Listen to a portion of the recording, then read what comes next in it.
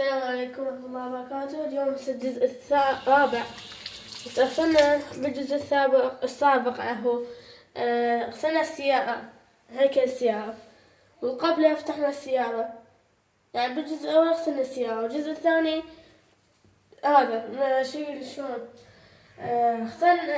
غسلنا الهيكل. وهسه الجزء الثالث نغسل لكم الداخلية، إذا ما كنت أنا خطأ. الجزء الثالث الداخلية مثل ما قلنا لكم هي ساي هيجي، يعني ساي دوشمة قطع. هسه الدوشمة نغسلها ونرجع لكم. طبعا بس ممنوع إسراف. طيب عندك ساي داخلية كملت، نخليها هنا ما تنشف. هسه طبعا هذا الكشن الأول نغسله ونرجع لكم، هو الكشن الثاني مالته.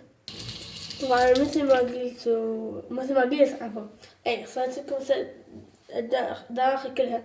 هسه نغسل لكم البيبان والجناط وهاي ونرجع لكم.